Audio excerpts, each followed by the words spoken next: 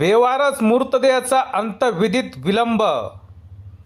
कोपरगाव शहरालगत असलेल्या केबीपी शाळेच्या मैदानात 2 दिवसापूर्वी एका बेवारस इसमाचा मृतदेह आढळून आला होता।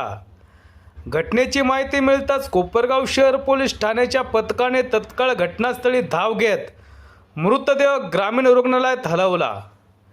कायदेशीर प्रक्रिया पूर्ण झाल्यानंतर गुरुवार दिनांक 26 मार्च 2026 रोजी सदर मृतदेह अमित कोकले यांच्या ॲम्ब्युलन्सद्वारे अमरधाम येथे अंत्यविधीसाठी आणण्यात आला।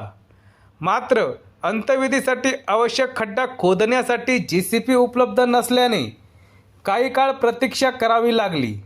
नंतर नगरपालिकेकडून खाजगी JCPची व्यवस्था करण्यात आली। खड्डा खोदून तयार झाल्यानंतरही नगरपालिकेचा एकही कर्मचारी तब्बल 1 ते 2 तास घटनास्थळी हजर न झाल्याने अंत्यविधी प्रक्रिया रखडली। अखेर परिस्थितीचे गांभीर्य ओळखून अमित कोकले यांनी आपल्या सहकाऱ्यांच्या मदतीने अंत्यसंस्कार पूर्ण केले। घटनेची माहिती मिळताच मनसे नेते अनिल गायकवाड यांनी घटनास्थळी भेट देत परिस्थितीची पाहणी केली। त्यांनी नगरपालिकेच्या कामकाजावर तीव्र नाराजी व्यक्त करत मुख्याधिकारी सुहास जगताप यांच्या कार्यपद्धतीवर प्रश्नचिन्ह उपस्थित केले। भविष्यात अशा प्रकारचा निष्काळजीपणा सहन केला जाणार नसल्याचा इशाराही त्यांनी दिला। सत्य एक्सप्रेससाठी रवींद्र जगताप, कोपरगाव। मला इथं निरोप मिळाला का बाबा एक डेड बॉडी आणलेली, तिला 1 तास झाला म्हणे। 1 तास झालेला आहे। माझं तर शिवसाहेबाला एकच सांगणं आहे, शिवसाहेब तुमच्या कर्मचाऱ्याला कोपरगाव पोलीस स्टेशनच्या पोलिसांनी फोन केला तरी तुमचे लोक इथं हजर नाही। 1 तास झाला, इतका भयंकर वास सुटलेला आहे या डेड बॉडीचा।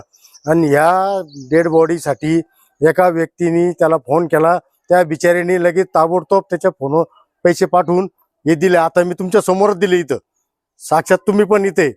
तर असं जर इथं होत असन, आज पवित्र महिना आहे रामनवमी, ह्या रामनवमी जर असं जर होत असन तर ही फार मोठी शोकांतिका आहे। मी ह्या कोपरगाव नगरपालिकेच्या डायरेक्ट मी शिवसाहेबाचंच नाव घेतो। शिवसाहेब, मी तुमचा या ठिकाणी जाहीर निषेध करतो का तुमचे कर्मचारी सांगितल्यावर कोणतंही काम करीत नाही। या ठिकाणी मी त्यांचा जाहीर निषेध करतो। या प्रेताची हवा आता अक्षरशः गाडीत आहे, पहा तुम्ही बिचारे ते पोलिस तिथे, तो JCP तिथे आणलेला आहे, तो खाजगी JCP। मग नगरपालिका काय करते? नगराध्यक्ष साहेब आता बिचारे तिथे पूजाला बसले, त्याच्यात नगराध्यक्ष साहेबाचा काही दोष नाही। मी आता रेणुकाताई कोल्हे यांच्या कानावर पण घातलं की ही नगरपालिकेची अशी परिस्थिती। आता नगराध्यक्ष साहेब पूजेला बसले, ते उठले तर मग मी त्यांच्या कानावर घालतो, मग ते बरोबर त्याचा छळा लावतील। जय हिंद, जय महाराष्ट्र।